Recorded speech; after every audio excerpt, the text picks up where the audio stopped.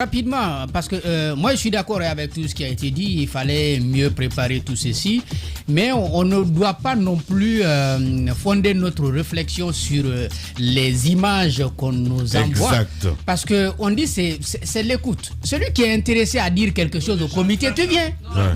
Celui qui n'est... Non. Moi j'ai bien écouté. Vous savez, nous avons reçu Dr Makali dans ce studio. Ouais. Elle nous a expliqué des choses. On peut ne pas être d'accord, mais elle nous a expliqué des choses et on peut faire l'effort de s'appuyer sur cela. Si vous avez... Ça se passe à Matoto là, nous sommes des citoyens de Matoto. Nous ne sommes pas concernés, donc on ne parle pas. Si vous avez des choses à dire, parce que vous avez des ressentis, c'est la réconciliation. Vous partez voir le comité, vous expliquez, c'est libre, c'est ouvert à tout le monde. Maintenant, ceux qui n'ont rien à dire, ils ne viendront pas. Bien. Moi, je pense que c'est cela. Et puis, les gens peuvent ne pas venir au même moment. Donc, la photo que quelqu'un prend à 8 heures, peut-être ce n'est plus la même photo qu'on peut avoir à midi. Bien. Les gens peuvent quitter au fur et à mesure. Je pense que c'est comme ça, c'est un peu organisé. Je suis d'accord sur l'essentiel que vous avez dit de la préparation, mais encore une fois, sur la base des images que nous recevons, on ne doit pas fonder notre réflexion sur ça. J'ai la même position que Jacques Léo Alieno. Il faut faire très attention, surtout que c'était une première journée. C'est une première journée. Il peut y avoir des améliorations, mais ce que je veux ajouter à cela, c'est qu'aussi dans le choix des personnes, il faut faire très attention. Comme on le dit, personne ne fait l'unanimité. Moi, je voudrais aujourd'hui que les Guinéens puissent s'inscrire dans une logique, c'est qu'on est dans une logique de réflexion par rapport aux problèmes qu'on a eus. Donc, si on dit que non, on doit avoir les personnes qu'on aime pour nous confier, ça devient compliqué. Moi, je pense que si on fait des choix, le plus important, c'est de savoir que les personnes choisies feront preuve de probité morale pour bien mener ce travail. Après, ces personnes-là peuvent se présenter partout en Guinée. On n'a pas à dire parce que toi, tu as ce petit truc-là, ne va pas ici. On dira que c'est important, mais déjà, je voudrais que, pour moi, le plus important, c'est que les Guinéens, les derniers des Guinéens, intègrent l'utilité de cette démarche et puis ça aidera à suivre n'importe qui. Le gouvernement n'a pas donné cette gourmandise aux Guinéens de s'intéresser à la question des assises. Jacques, je ne voudrais pas seulement qu'on parle d'image. L'atmosphère même nous prouve qu'il y a un désintérêt total. L'atmosphère même, c'est quand même un grand événement dans l'histoire de notre pays. Pour moi, ce ne sont pas seulement que les problèmes politiques qui ont déchiré ce pays. Si vous allez par exemple zone par zone, on ne va pas prendre les gens ici à Conakry à coups de 4x4, mettre les brandings assises nationales sur les prados sortis d'usine, les mettre dedans et leur donner de l'argent pour dire allez-y, écoutez, allez, vous allez déjà vous garer. Non mais attends, vous allez déjà vous garer dans un village où les gens n'ont même pas de pain à manger. Vous venez vous garer vos 4x4, vous les alignez et vous dites venez, on va vous écouter, vous pensez. Ils vont dire mais ils nous prennent pour des cons ces gars-là. C'est ça la réalité. Et il y a des problèmes interreligieux qui comptent, il y a des problèmes sociaux qui comptent. Ce qui se passe dans un village en forêt n'est pas forcément le même problème qui se passe dans un village à Cancan, etc. Moi j'aurais voulu qu'on délocalise les comités qui portent la réflexion de ces assises. Bien. Que chaque région ait son comité et que chaque village puisse être s'identifier. Oui, mais chaque village puisse... Non, on a pris la Logota ici pour les amener. Tu n'as pas vu. Et la plupart de ces gens-là, oui. Il y a des comités préfectoraux et communaux. Oui, mais écoutez... Il n'y a que des délégués qui sont partis. C'est ça, ce sont ces délégués-là qui sont les problèmes. Vous avez des délégués... Mais c'est les délégués qui doivent envoyer les rapports. Quoi? Les rapports. Voilà, et c'est comme ça que vous aimez cette émission Les Grandes Gueules. Merci à vous tous, mesdames et messieurs, à l'international. Grand merci à Madousso qui a réalisé l'émission ici à la radio. Évidemment, demain, on va se retrouver avec un invité de taille pour votre plaisir, mesdames et messieurs. Demain, on parlera politique, forcément. Espace TV, Les Grandes Gueules, le top des GG. Tous les matins sur Espace TV également. Merci à vous qui nous rejoignez à l'international. Vous suivez cette émission sur les réseaux sociaux grâce à Sola Media. Merci à vous tous. Évidemment, vous êtes de plus en plus nombreux à réagir de ce côté. Continuez d'ailleurs à le faire. Le 00224 657 39 13 13. Si vous nous écoutez à la radio, évidemment, le contact s'affiche juste en bas de l'écran. Sinon, ça se passe sur Facebook, entre autres. Le lien s'affiche en bas de l'écran. Sinon, si vous êtes sur Twitter, Twitter, le hashtag Espace GG avec plaisir. Un peu plus tard, nous allons prendre en compte vos messages dans cette émission. Une annonce importante à partir de midi aujourd'hui, donc jusqu'au port de 14h. Si vous êtes sur les bouquets Canal+, et que vous regardez Espace TV de ce côté, voilà, il y aura un changement. La chaîne sera interrompue. Si vous êtes sur SES5, sur StarTime, entre autres, les programmes continueront de ce côté. Le temps pour Canal+, de passer à HD, en tout cas, c'est ce qu'il nous signale ce matin. Donc les chaînes qui sont évidemment, les chaînes qui sont désignées évidemment de ce fait. Donc c'est bien sûr Espace TV, Africa News, entre autres. Voilà, vous allez comprendre, mesdames et messieurs, juste après, sous les coups de 14h, vous allez retrouver évidemment Espace TV sur les bouquets Canal+, avec Canal 243. Je le disais tantôt à l'entame, le 20 mai 2019, il décide donc de quitter le gouvernement Kassori. Dans un courrier donc adressé au président Alpha Condé, il disait être opposé à toute modification constitutionnelle. Nous retiendrons de ces 5 années passées donc au gouvernement des réformes dans le domaine de la justice. Sans doute, c'est l'homme qui a érigé des justices de paix en tribunaux de première instance et a mis donc en place le Conseil supérieur de la magistrature, la Cour constitutionnelle et permis donc à la mise en application du statut particulier des magistrats. Il n'aura cependant pas réussi donc à tenir le procès sur les massacres du 28 septembre et n'a pu mettre donc en place la haute cour de la justice dont les attributions reviennent désormais, il faut le dire, à la Cour de répression des infractions économiques et financières. C'est sur la gouvernance donc globale dans notre pays, le fonctionnement donc de l'appareil judiciaire et le travail particulier donc de la CRIEF. Maître Cheikh Sako, en exclusivité ce matin chez nous, mesdames et messieurs, il va prendre la parole dans moins de 10 minutes sur Radio Espace Guinée. On va essayer de partir avec vos propos évidemment sur le 657 39 13 13 avec cette première réaction que nous parvient donc de Abdoulaye Okolochi. Bonjour Lamine, bonjour à toute l'équipe des GG. S'il vous plaît, laissez parfois M. Antoine aller jusqu'au bout de ses idées. Il est le seul qui dit vrai, dit ce matin ce toluteur. On va rester dans le sillage avec cet autre également. Est-ce qu'Ahmed a commencé l'école coranique? Voilà, il pose la question, merci. On reste dans le sillage avec cet autre également. Moi, c'est Bruno Collier, résident donc au quartier Coloma. Je vous signale que la jeunesse de Bambeto n'est pas la seule localité oubliée, dit ce matin ce toluteur. On reste avec cet autre également qui nous écrit: Salut Diallo, la construction donc d'un échangeur à Bambeto ne donne pas de l'emploi temporaire aux jeunes, ne donne que l'emploi temporaire donc aux jeunes de Bambeto. Voilà, mais pas un emploi pérenne, dit ce matin ce toluteur. On va rester avec cet autre également qui nous écrit: Naïni Césaire. Bonjour Lamine, le colonel Mamadi Doumbouya doit considérer tous les jeunes de la Guinée sur le même plan, qu'il arrête donc le populisme, dit ce matin ce toluteur.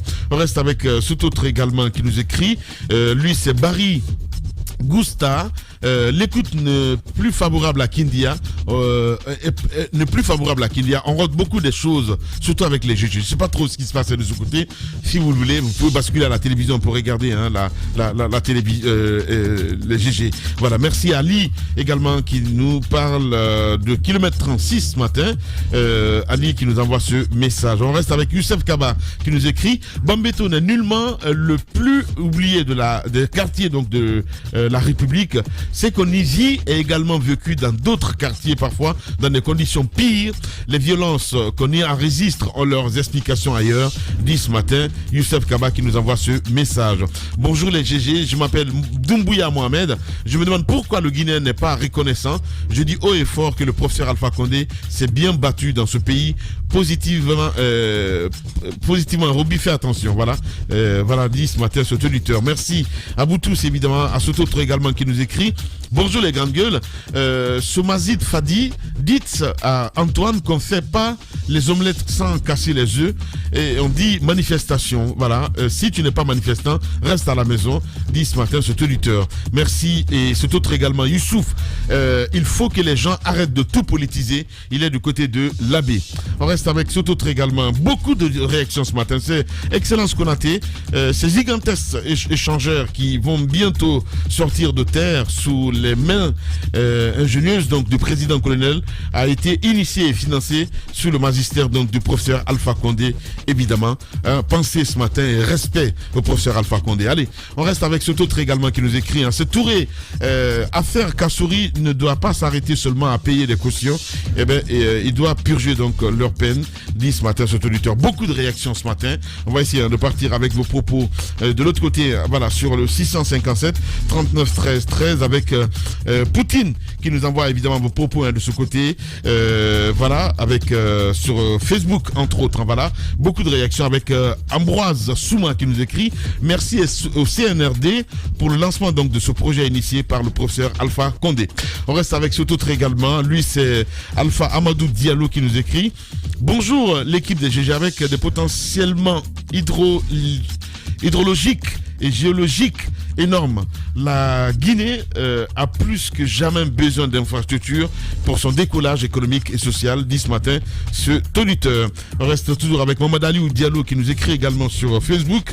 Les GG, merci Lamine pour ce chrono, voilà, qui va nous aider beaucoup pour comprendre évidemment. Voilà, dites à Jacques de se calmer. Voilà, merci. On a Ousmane Le Noble également qui nous écrit cette pose de première pierre de l'échangeur de Bambeto est un acte salutaire. Voilà, dit ce matin ce auditeur. On va essayer de rester toujours avec vous, mesdames et messieurs, avec ces auditeurs, parce que avec cet autre également, Youssouf Mario Camara qui nous écrit. Avec une réelle volonté, loin de toute démagogie habituelle, avec le sens de la responsabilité, de la vision et un véritable leadership, ce pays va changer et amorcer sa modernisation avec des infrastructures cependant aux normes standards. On reste à moi que Mamadou Ouri Bari également qui nous écrit sur Twitter. Bonjour aux aimables auditeurs et auditrices. Moi, je pense que plutôt il faudra arrêter de détruire donc le peu qu'on a construit dans ce pays. Faisons autrement, sinon nous resterons toujours dans la case de départ. Il est du côté de Dakar. On va rester avec Habib Koré ou Kouri Tso également qui nous écrit. Au fait, dites au colonel Doumbouya et à son ministre des Infrastructures Yaya Sow que la Guinée ne se résume pas à la capitale Conakry seulement, mais ce qu'il pense un peu aussi à l'intérieur du pays, dit ce matin ce auditeur. En mode salut Bachir Diallo également qui nous écrit ce matin.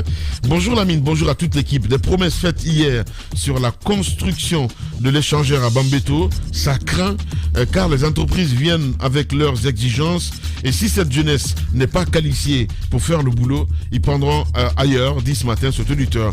On a Oussène Diallo également qui nous écrit. Ousséni Diallo sur Twitter. Bonjour les GG, bonjour à toute l'équipe. Moi j'apprécie ce projet, mais est-ce que c'est le bon moment? À l'approche donc de cette saison pluvieuse, se pose la question ce matin, ce auditeur. Abou Poutine Banco également qui nous écrit. On ne peut pas justifier donc les violences sur l'axe du mal que les jeunes n'ont pas de lieux de loisirs, dit ce matin cet auditeur. François Kalivogui également qui nous écrit. La question de l'emploi est une question, une préoccupation des États, mais la jeunesse doit se former et je vois notre barré sur ce plan. Voilà, dit ce matin cet auditeur. Lucien Blémou également qui nous écrit sur Twitter. L'enjeu principal de cette pose de première pierre à Bambeto reste et demeure l'amélioration de la fluidité des transports, une réalité à laquelle nous sommes confrontés. Un projet est un tout et le développement un ensemble à soutenir, espérant donc une fin heureuse, dit ce matin Lucien Blémou donc sur Twitter. Vous êtes très très très nombreux évidemment. On termine avec Traoré Siaga également qui nous écrit. Bonjour à toute l'équipe des GG. C'est un projet salutaire. La création, donc, la construction, je veux dire, de cet échangeur. Mais l'État doit aussi envisager de créer un pont aérien, je comprends pas, du côté de Boulbiné et Kassa. Je comprends pas. Allez, on va rester dans le sillage. Le temps pour nous de partir du côté de Paris. Nous partons plutôt à Montpellier ce matin, dans le sud de la France. Donc, d'où nous attend évidemment Maître Sek Chako qui va intervenir dans un instant.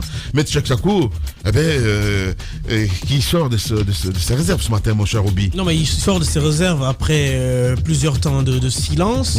Il a été présenté à un moment donné comme l'un des meilleurs ministres de la justice chez nous. Il avait engagé des réformes et puis après je pense qu'il y a eu une cohabitation difficile avec le vieux père, le président Alpha Condé, parce que tout simplement il lui reprochait il y a beaucoup de non-dits. Il lui reprochait de ne pas se soumettre, d'être un peu il se croyait au barreau, c'est ce qu'on entendait souvent dire à la présidence, et que il était très teigneux, etc. Donc je pense que à un moment donné, le président a décidé de se débarrasser de lui parce qu'il ne voulait pas de contradiction quand il décide. Oui, mais à un moment donné, je viens. Les grandes gueules.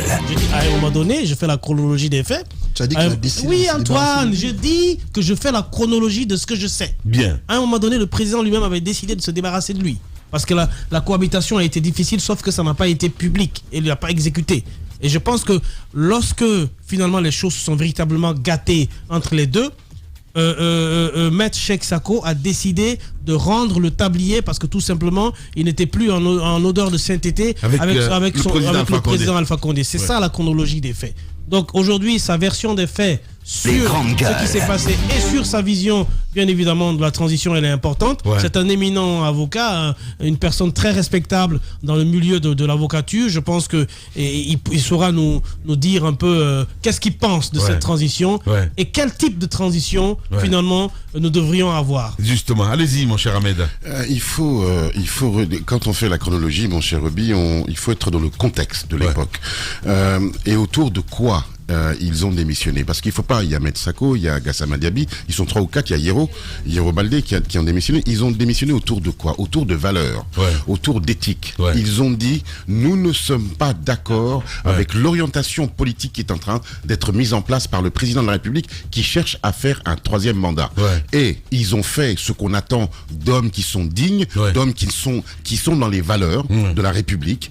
Ils ont démissionné. Je ne suis pas d'accord, je démissionne, je ne veux pas participer à ce qui se passe, mascarade ou pas, peu importe, mais ils ont pris, ça s'appelle en politique, ça s'appelle prendre ses responsabilités. Et c'est ce que ces 4 hommes-là ont fait. Et pour cela, moi je leur dis merci, et je suis heureux qu'on interviewe aujourd'hui. Voilà, allez, on l'a d'ailleurs en direct ce matin. Les gars, si vous pouvez enlever les téléphones sur la table, ça serait super intéressant pour le bonheur de ces auditeurs. En exclusivité sur Radio Espace, Maître Cheikh Sako. Les grandes gueules. Bonjour maître, et bienvenue sur Radio Espace. Oui, bonjour, les journalistes d'Espace. Monsieur le ministre, bienvenue donc à cette émission. Cela fait bientôt 3 ans que vous avez quitté la Guinée. Et puis vous avez choisi de garder le silence sur ce qui s'est passé jusqu'à la modification de la Constitution. Et puis évidemment la chute du régime Condé. Aujourd'hui, on aimerait d'abord vous entendre sur le départ. Après, au-delà de ce que vous avez pu dire à l'époque, qu'est-ce qui a bien pu à l'époque justifier votre départ de la Guinée et du gouvernement Condé? Écoutez, vous me ramenez 3 ans en arrière, bien entendu. Donc, je ne vais pas trop épiloguer sur mon départ, vous le savez. Je pense même dans votre radio, certains journalistes n'étaient pas d'accord sur le contenu du motif de ma démission. Mais voyez-vous, quand on met par écrit les motifs qui vous poussent à faire un acte ou à prendre une position, il faut s'en tenir là. Bien entendu, le président Alpha Condé, que je connaissais depuis très longtemps, c'était un grand frère, c'est ce qu'on me dit, etc. Et il m'a fait confiance. J'ai travaillé pendant 5 ans et demi, presque 6 ans. À un moment donné, effectivement, je ne partageais pas les orientations prises, notamment cette histoire du 3e mandat et la nouvelle constitution. J'en ai tiré les conséquences. Et je l'ai mis par écrit. Mais avant ça, j'avais fait un courrier où j'avais dit, effectivement, là c'était un offre, que je souhaitais partir pour tel motif, ça n'avait pas été rendu public. Bref. Voilà un peu, je ne vais pas rentrer en détail, c'est du passé maintenant, mais bon, mon frère le journaliste Ahmed Kourouma l'a résumé. Dans la vie, il y a des choix de valeurs et il faut s'en tenir à ça. Voilà. Maître Cheikh Sako en direct ce matin. Allez-y, Diba. Monsieur le ministre, j'ai en face de moi votre lettre de démission du 20 mai 2019. Alors, vous disiez dans cette lettre, je n'ai pas été associé à la rédaction de la nouvelle constitution à ma qualité de garde des Sceaux et compte tenu de ma position personnelle contre toute modification ou changement constitutionnel. Alors, est-ce que si à l'époque, on vous avait associé à la rédaction de cette nouvelle constitution, est-ce que ça allait changer votre position? Écoutez, vous donnez l'occasion de clarifier ce point de passage que beaucoup de gens n'ont pas compris, y compris même certains journalistes de chez vous, puisqu'à l'époque, c'est M. Sidia Touré qui m'avait défendu chez vous, et j'avais eu souvenir. Alors, vous savez, dans tous les pays du monde, quand on touche à la Constitution, quand on propose une nouvelle Constitution, qui est le maître d'œuvre de ce travail, c'est le garde des Sceaux. Quand j'ai appris subrepticement qu'une commission se réunissait à la présidence, à Sékou Touré, et qui travaillait sur cette Constitution, sans que je sois informé officiellement, et parallèlement à ça, j'avais donné moi ma position à titre personnel au président de la République, j'ai eu des discussions avec lui, et j'avais dit non, grand frère, n'allez pas sur ce terrain-là, c'est pas une bonne chose, etc. et tout. Donc, il connaissait ma position. Donc, à partir de là, j'apprends que je n'ai pas été associé, ça n'a rien à voir. Et de toute façon, ma décision était prise, que j'ai été associé ou pas. Mais simplement, dans le courrier de démission, j'ai fait apparaître ce passage pour montrer qu'un garde des Sceaux doit être informé. Donc, si j'avais été informé, bien entendu, j'aurais tiré les conséquences un peu plus tôt. Ok, voilà. Ça ne se pose pas. Voilà. Alors, vous n'étiez certainement pas le seul à avoir démissionné dans le gouvernement du président Alpha Condé. Il y a eu Yero Baldé, il y a eu Gassama Diaby, il y a eu vous autres, et je crois qu'il y a aussi une quatrième personne, ou je ne me trompe. Alors, finalement, on ne va pas vous dire, on va pas dire que vous étiez prévoyant, mais est-ce que vous avez vu venir la chute de ce régime? Et selon vous, qu'est-ce qui a finalement composé le cocktail Molotov qui a fait exploser le pouvoir d'Alpha Condé le 5 septembre? Est-ce que vous avez vu venir cela? Écoutez, je vous remercie. Oui, votre question est pertinente. Au passage, je salue mes deux jeunes frères, Gassama Diaby, avec qui je suis en contact, et surtout Yero Baldé, et aussi. Donc, bon, écoutez, la chose était prévisible, hein, bien entendu. Vous savez, il y avait un problème de gouvernance chez nous. Je reviendrai là-dessus dans le débat. Hein, en Afrique de l'Ouest, en général, Afrique centrale, c'est encore pire. Mais en Guinée, et même avant le régime d'Alpha Condé, il y avait un problème de gouvernance. Et ça s'est accentué, et vers la fin, c'était ubuesque. Bon. Donc, tout ça n'était pas de bon augure. Ensuite, quand... après 2 mandats constitutionnels, on s'achemine vers un 3e mandat en modifiant la Constitution. Et voyez comment la modification de la Constitution s'est passée chez nous. Le fait de proposer une nouvelle Constitution, à la limite, les Guinéens qui sont pour ou contre, il y a eu des pour et des contre, ça c'est autre chose. Tout le monde s'est positionné. Mais ce qui est plus grave encore, c'est le trafic, la falsification qui s'est passée. C'est-à-dire que la Constitution votée par le peuple, c'est pas celle-là qui a été promulguée par le président de la République. Donc, il y a tricherie. Les juristes appellent ça un texte apocryphe. Et c'est ce texte, donc, qui était en vigueur, qui a permis l'élection d'une nouvelle assemblée. Pour moi, c'était une assemblée fantoche, une assemblée qui ne voulait rien dire. À partir du moment où elle s'est basée elle-même sur une constitution apocryphe. Donc, tout ça faisait que ce qui s'est passé le 5 septembre était prévisible. Bien entendu, il fallait avoir une cécité politique pour ne pas le voir venir. Ouais. Alors, quand vous avez démissionné, est-ce que vous avez eu des explications avec le président Condé quand vous êtes parti finalement à la fin du compte? Écoutez, le président Condé, qui est un grand frère, je continue à avoir des respect pour lui, mais son temps était passé, bien entendu. Donc moi, il m'a envoyé l'ambassadeur de France, l'ambassadeur de Guinée à Paris, Amara Camara, qui est venu me voir à Montpellier, que j'ai reçu pendant 2 heures, et me demandant de revenir à Conakry reprendre mon poste. J'ai dit à l'ambassadeur que non, ma décision était irrévocable, et j'ai expliqué à l'ambassadeur pourquoi j'avais démissionné. Donc au-delà de la nouvelle constitution, au-delà du 3e mandat, il y avait, vous savez qu'au niveau de la justice, il y avait quand même quelques problèmes. Je crois qu'un journaliste a dit tout à l'heure qu'il y avait les non-dits, bien entendu. La raison principale, c'est la nouvelle constitution et le 3e mandat. Mais les raisons subséquentes, c'était les entorses faites à la justice. C'est-à-dire que moi, j'ai une liberté entière pendant quasiment 5 ans dans ce pays. dans mon pays pour faire la réforme. J'ai envoyé la liste des réformes à Jacques hier. Mais certains acteurs politiques, je ne citerai pas de nom, se sont permis d'avoir des appréciations sur la justice, des insultes sur la justice. Ça, ce n'est pas acceptable. Et tout le monde a été témoin en Guinée. Donc, si on m'avait laissé faire, moi, j'allais faire juger ces gens-là, et puis ça allait continuer. Mais l'un dans l'autre, si vous voulez, je ne pouvais plus rester, et j'en ai tiré les conséquences. Et j'assume tout à fait ces conséquences. Voilà. Maître Cheikh Chakou en exclusivité ce matin sur Radio Espace. Allez-y, Antoine. Oui, monsieur le ministre, permettez qu'on insiste sur le contenu de votre démission, parce que je fais partie de ceux qui pensent qu'il y a des non-dits. Dans le contenu, vous dites que vous n'avez pas été associé à la rédaction de la nouvelle constitution, ce qui m'amène à dire que si Cheikh Chakou avait été associé, ce n'est pas évident qu'il démissionne. Alors, dites-nous clairement ce matin, monsieur le ministre, on a appris des choses, on va vous faire réagir là-dessus. On apprend que Cheikh Chakou avait voulu piloter lui-même les travaux de la rédaction de cette constitution, chose qui n'a pas été faite, c'est pourquoi il est parti par frustration. Et de l'autre côté, votre mésentente avec Damaro à l'époque, qui semblait s'immiscer dans les affaires judiciaires, vous agaçait, et autre élément qui aurait motivé votre démission.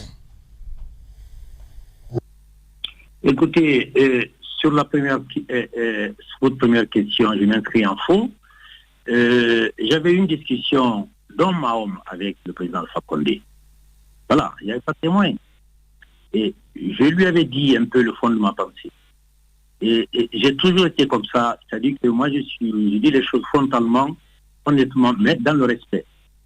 J'ai dit que ce n'était pas une bonne chose d'un troisième mandat. J'ai dit que la nouvelle constitution n'était pas une bonne chose et tout.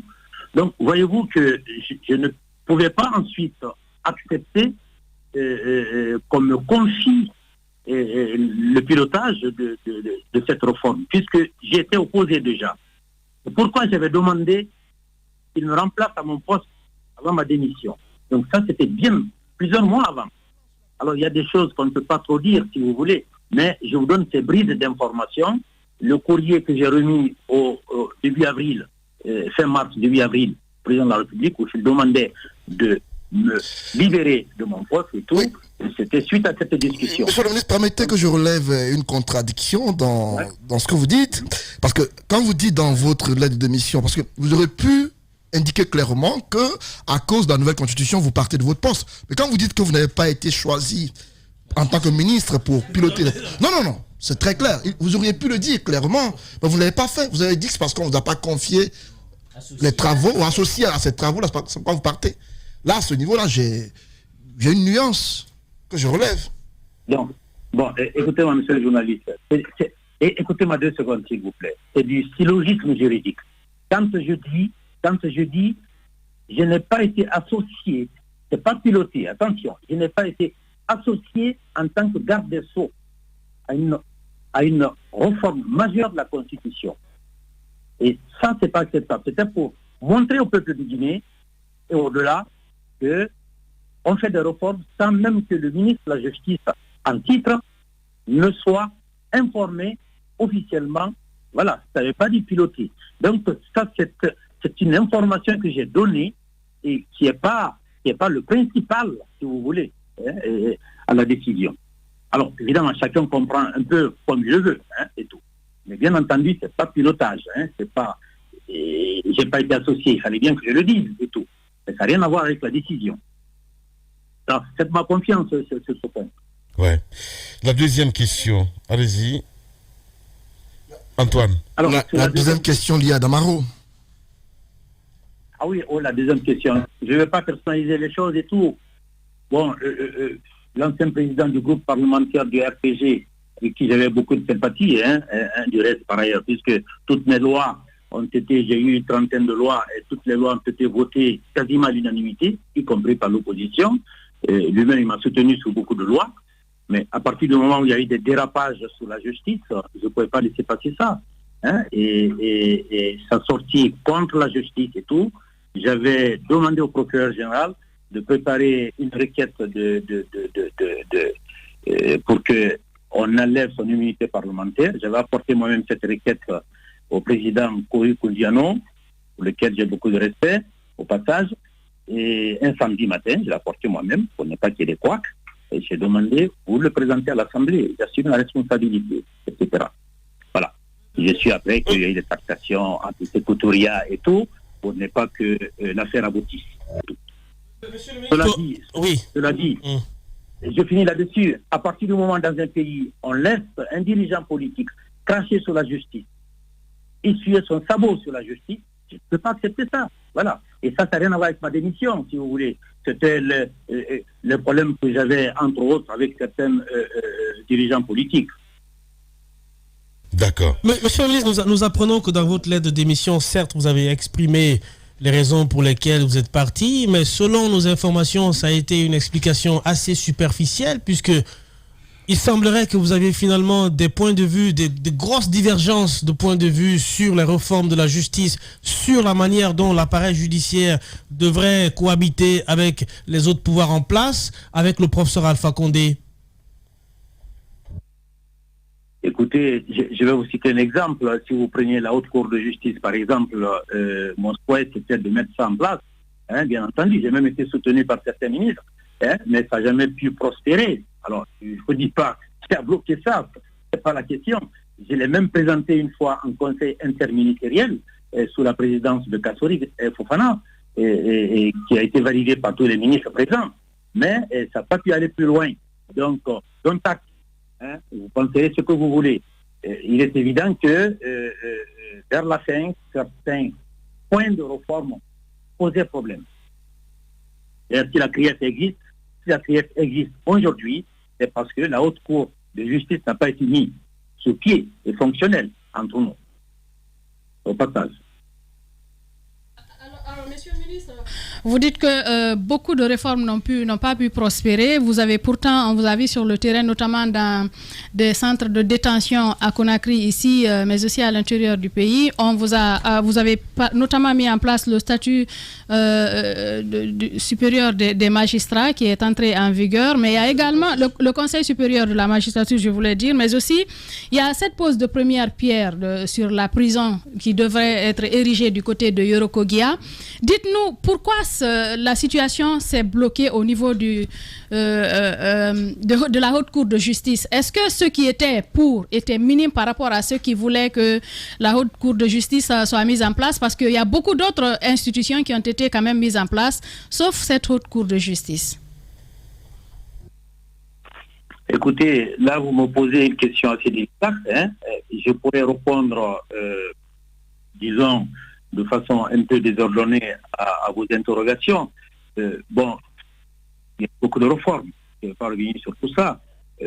La réforme pour laquelle je suis vraiment fier, c'est le statut particulier accordé aux magistrats. Des textes qui existaient. Moi, je n'ai rien inventé. Des textes qui existaient depuis 30 ans dans ce pays. Mais il fallait à un moment donné que... Là, je salue le courage politique du président Condé, puisqu'il m'a quand même autorisé, il m'a permis de faire ces réformes majeures. Le fait que les magistrats soient sortis de la fonction publique et le fait qu'il y ait un statut particulier, le fait que les salaires aient été multipliés par 5 ou 6, voire 7 par certains, le fait d'installer le Conseil supérieur de la magistrature qui désormais statue sur la discipline et l'affectation des magistrats, tout ça c'est vraiment des réformes majeures. La suppression de la peine de mort, la suppression des cours d'assises, etc. Alors, sur la prison, c'est évident qu'on a aussi créé un statut des établissements pénitentiaires et des agents pénitentiaires. Alors, j'apprends que ce statut n'est pas encore en vigueur aujourd'hui, ce qui est vraiment dommage. Concernant la prison de Yorokogia, ça, je pense que je me suis exprimé sur cette question à plusieurs reprises. Moi, quand je suis arrivé en janvier 2014, la convention a été signée entre une entreprise espagnole et l'État guinéen. Donc, j'ai mis en œuvre ce qui était déjà signé. Mais j'ai été prudent. Je me suis déplacé en Espagne avec un de mes conseillers, qui est toujours au ministère, M. Silla. On a été voir cette entreprise pour voir si elle était sérieuse, si elle était viable. On est revenu rassuré. Une entreprise familiale de 3 personnes. Malheureusement pour nous, on s'est rendu compte que il y avait des problèmes au sein de cette entreprise, puisque ce qu'il faut savoir, c'est que l'État guinéen n'a rien déboursé. C'est-à-dire que l'entreprise finançait sur ses fonds propres. Donc le hiatus est là. À partir du moment où vous êtes dépendant d'une entreprise qui finance à 100% sur ses fonds propres, si l'entreprise, pour des raisons XY, ne continue plus, mais vous avez, comme on dit, le bec dans le sable. Et c'est ce qui s'est passé. Quand le dirigeant a été mis en prison, mon travail, c'était d'obtenir la résiliation de cette convention. Alors, donc, si là, l'ancien directeur de l'administration pénitentiaire a été à 2 reprises à Barcelone, a rencontré le monsieur en prison pour négocier avec lui une résiliation à l'amiable. Je m'arrête là parce que c'est assez technique, mais sachez que le problème de cette question de la prison, c'est que l'État guinéen n'avait absolument rien financé. À partir du moment où on est dépendant d'une structure privée, bien entendu, on assume les conséquences. Bien. Maître Cheikh Chako, en direct ce matin, en exclusivité sur Radio Espace. Allez-y. Alors, puisque vous parlez d'ailleurs, monsieur le ministre, de financement, 0 franc financé par l'État guinéen, qu'en est-il de cette mallette dont on parle que l'Espagnol aurait disparu avec? L'Espagnol aurait disparu avec une mallette? Oui, une mallette d'argent, l'argent destiné à la construction de cette prison du côté de Yorokogia. On parle de 7 milliards. Voilà. Bon, écoutez, je sais que ce monsieur est en prison à Barcelone. Il avait truandé ses 2 autres frères. Dès qu'il est allé en Espagne en vacances, il a été arrêté, il était en prison, etc. Maintenant, le fait qu'il soit parti avec une mallette venant de Guinée, là, vous m'apprenez quelque chose. Hein? Il faudrait que vous Monsieur le ministre, les gens disent que vous serez en complicité avec lui, parce que là, on parle de 7 milliards. Et est-ce que on a véhiculé cette information juste pour peut-être vous déstabiliser, ou tout simplement, il y avait aussi des intérêts particuliers? Non. En ce qui me concerne, je vous rassure, vous savez, il y a un journaliste qui est entre Conakry et Paris qui m'a fait diffamer par rapport à cette affaire-là. Et il était passé au tribunal de Kaloum, il avait été condamné, il a pris des avocats, il s'est défendu. Maître, comment il s'appelle, Samtir Mohamed, qui était mon avocat à l'époque. Voilà, donc les choses ont été clarifiées. Vous savez, moi, j'ai un cabinet d'avocats qui fonctionne à Montpellier, et quand je suis venu en Guinée, bon, je me suis arrangé pour n'être dépendant de personne je dis bien, hein, même pas de la personne qui m'a nommé. Donc, à partir de là, il y a toujours des gens qui disent des choses sur les gens. Alors, si les gens ont des preuves qui le sortent, hein, moi je viendrai en Guinée pour m'expliquer. Voilà, c'est aussi simple que ça. Maître Cheikh Sako, ce matin en direct chez les Grandes Gueules, allez-y. Connaissant Maître Sako, ça me fait presque rire ce genre d'allégation. Ouais. Maître, bonjour. J'ai d'abord un cri du cœur personnel. Vous me manquez terriblement. Ça, c'est ce que je voulais vous dire. Oui, il me manque, donc je le lui dis. Et ma question, Mais attendez, on peut dire à quelqu'un qui lui manque, où est votre problème? Maître, vous me manquez, grand frère. Ensuite, on dit souvent que l'erreur commune crée le droit. Ça, c'est une expression en latin du droit. Est-ce que vous pensez que vous auriez pu mieux faire ou faire plus, parce que je vois la liste des réformes que vous avez accomplies dans ce pays, mais est-ce que vous avez un regret? Et ma deuxième question, elle va plus en amont. Qu'est-ce qu'aujourd'hui, puisque vous parlez de la CRIEF, comment voyez-vous ce qui se passe en termes, moi j'appelle ça du règlement de compte, mais en termes de justice aujourd'hui dans notre pays? Écoutez, mon frère Ahmed, je te salue au passage. Heureusement qu'il y a des gens comme toi chez nous, en tout cas, qui disent ce qu'ils pensent. Voilà. C'est vrai qu'on a toujours des regrets. Moi, il y a des choses que je n'ai pas pu faire en Guinée, hein, c'est évident. Mais je n'étais pas seul. Hein. J'avais une équipe. En 6 ans, j'ai eu le temps de constituer une équipe autour de moi, que je salue au passage, où on a fait du travail dont on n'a pas à rougir là-dessus. Voilà. Alors, sur la CRIEF, bon, vous savez, je l'ai dit tout à l'heure, la CRIEF existe parce que la Haute Cour de justice n'a pas pu être mise en place, entre autres. C'est une juridiction spéciale qui est destinée à lutter contre les crimes économiques et financiers. notamment les cas de détournement d'argent et de corruption. Donc, c'est une double juridiction. Ça, c'est important. Même si c'est une cour qui, en même temps, est une double juridiction. Alors, l'ordonnance qui a créé cette prière de proposition du président de la transition et sur proposition de l'ancien garde des Sceaux à l'époque, Yari, il comporte beaucoup d'insuffisances qui sont créées dans le domaine technique.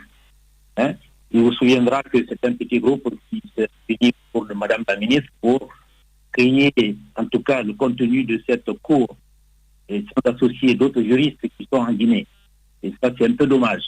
Donc, il y a quelques insuffisances. Par exemple, la chambre de l'instruction doit statuer en collégialité en matière de liberté, c'est-à-dire mettre quelqu'un en détention ou libérer quelqu'un, c'est très important, mais il y a une disposition qui permet au président du contrôle de la chambre de statuer seul, et qui pose quand même quelques problèmes.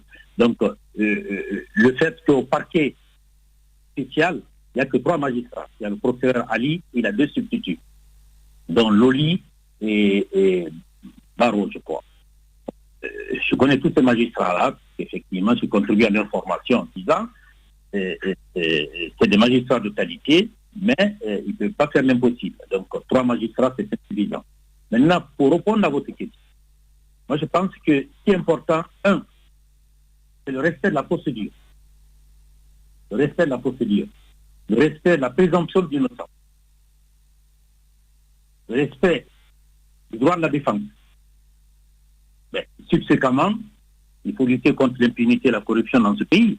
Je pense que personne ne s'opposera à ça. Alors, la CRIEF, me semble-t-il, fait un bon travail, mais il faut attendre la suite. Il ne faut pas jeter de la pierre sur les magistrats de la CRIEF. Noël, qui est le président de la CRIEF, Noël Colomou, qui, de son propre chef à l'époque, avait fait une formation d'un an ou de 2 ans à Yaoundé. Il est venu me demander, c'est lui-même qui a trouvé la formation, le ministère n'a fait que l'accompagner.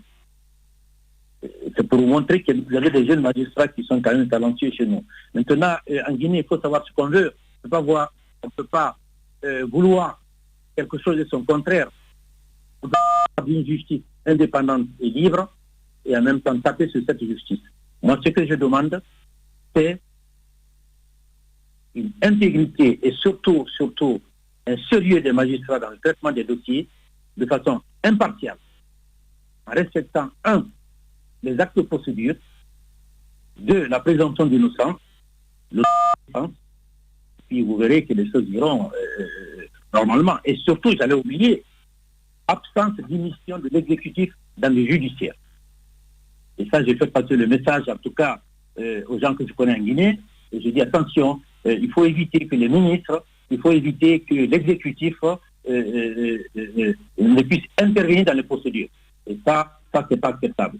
Je pense que les magistrats, Charles Rouet a donné l'exemple, mais il y en a d'autres, pourront lutter contre ça eux-mêmes.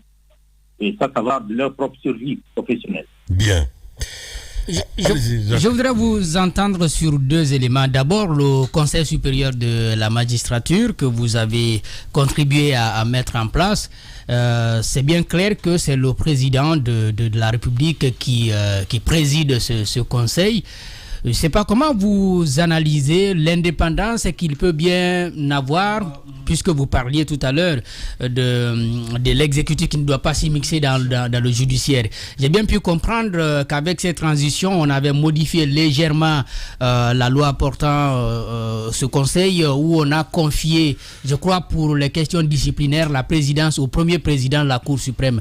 Comment est-ce que vous lisez ces petits changements constatés et quel crédit vous pouvez accorder, n'est-ce pas, au Conseil supérieur de la magistrature? L'autre question que je voudrais évoquer, c'est par rapport au 28 septembre, mais je crois que vous devez d'abord réagir par rapport à ça. Écoutez, sur le CSM, je pense que vous vous trompez un peu. Le CSM, depuis l'origine, depuis l'installation en 2014, le président, c'est le président de la République. Donc actuellement, c'est le président de la transition, bien entendu. Le vice-président, c'est le garde des Sceaux. Et le président de la section contentieuse, c'est-à-dire que quand le Conseil statue en matière disciplinaire, ni le président de la République, ni le ministre de la Justice n'intervient, c'est le président de la Cour suprême. Donc à l'époque, en mon temps, c'était le président Simard, qui a fait un bon travail d'ailleurs, que je salue au passage.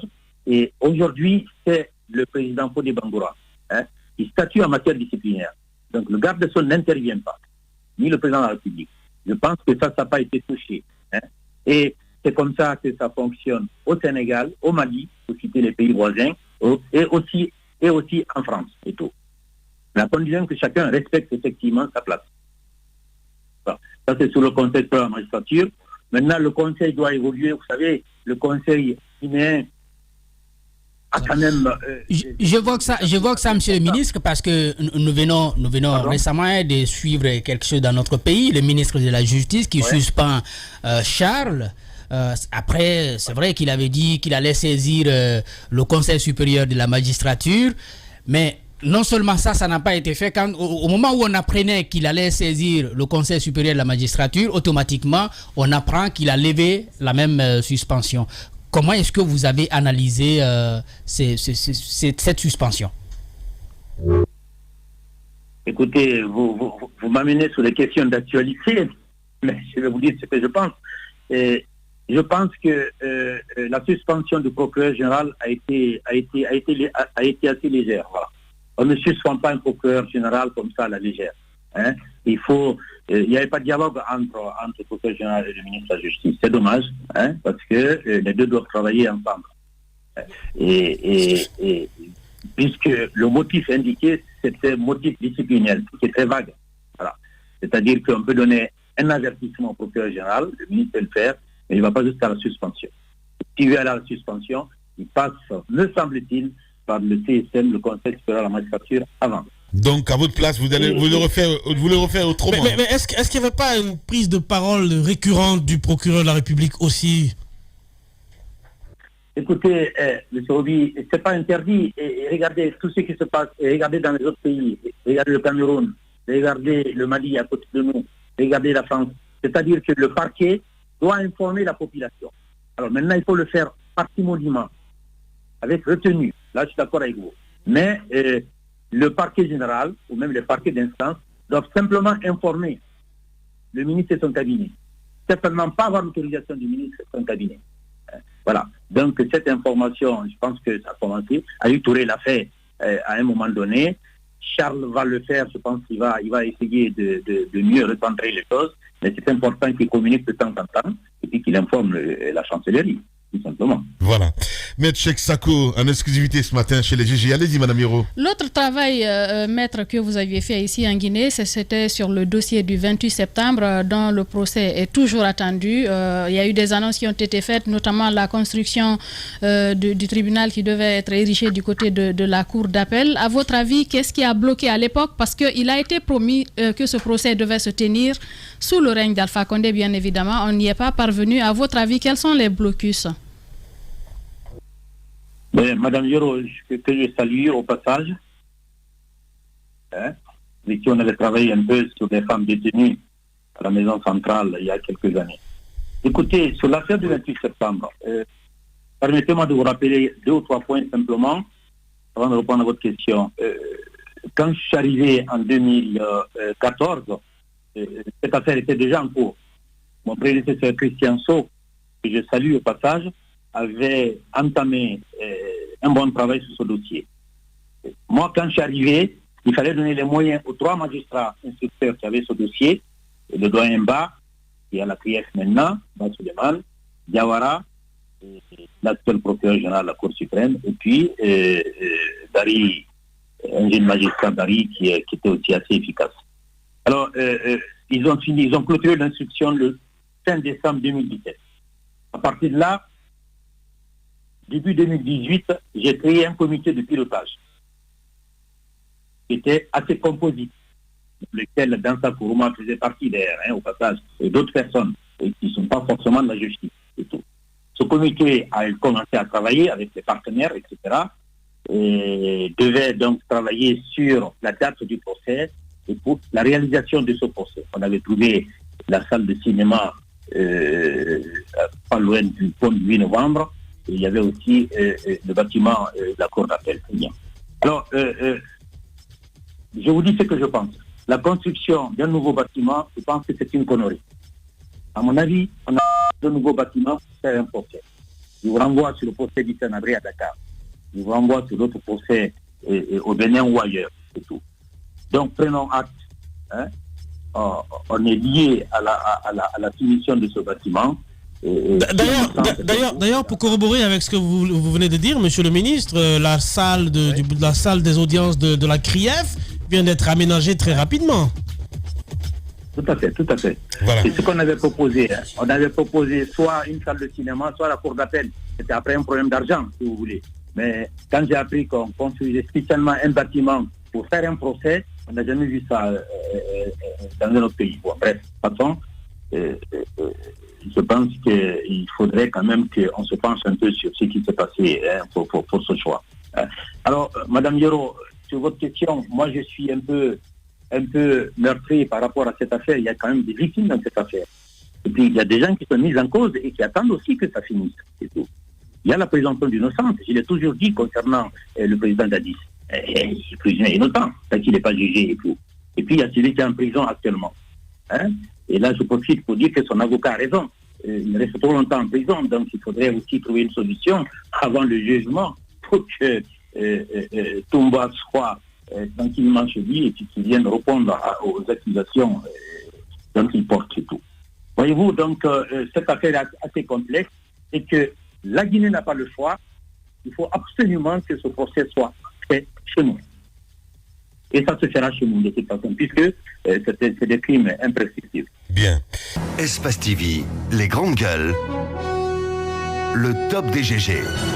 Merci à vous tous, merci à Modousso, merci à Morla Diallo, à Kabino Kondé, à Malisila Poutine, à toute l'équipe à la régie, à Nala Sidibé, évidemment Mamoudou Kondé, le colosse, a réalisé cette émission. Demain, on se retrouve lundi pour d'autres plaisirs. Prenez soin de vous, au revoir.